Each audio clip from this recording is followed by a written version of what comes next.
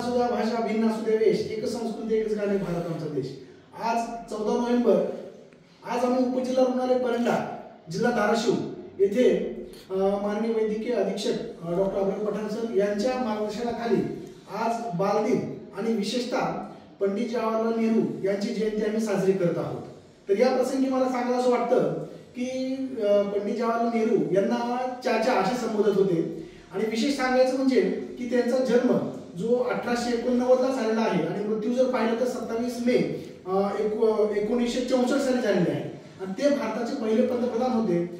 47 ते 62 पर्यंत ते स्वतः पंतप्रधान पदावर होते आणि त्याबरोबर सांगायचं विशेष म्हणजे की चाचा नेहरूंना फुले आणि मुले या दोन गोष्टी आवडत होत्या। तर कारण मुलं ही जशी निरागस असतात फुलं त्या पद्धतीने निरागस असतात, तर त्यामुळे विशेषतः चाचा नेहरू जे म्हटलं जातं आणि आजचा जो दिवस असतो त्यांचा जयंतीचा तो बालदिन म्हणून साजरा केला जातो। आता आम्ही हा कार्यक्रम झाल्यानंतर जे लहान मुलं असतील त्यांना आम्ही चॉकलेट वाटण्याचा कार्यक्रम आम्ही उपजिल्हा रुग्णालय परंड्यातर्फे आदेशावरून करणार आहोत। तर या प्रसंगी आम्ही आपल्या सर्वांना पुन्हा एकदा शुभेच्छा देतो आणि अशा प्रकारचे जे काही भारताचे पहिले पंतप्रधान माननीय पंडित जवाहरलालजी नेहरू सर जे होते ते अगदी उदारमतवादी आणि त्यांनी त्या काळामध्ये जास्तीत जास्तपणे भारताच्या स्वातंत्र्यानंतर कशा पद्धतीने गरिबी हटाव ही मोहीम त्यांनी राबवली।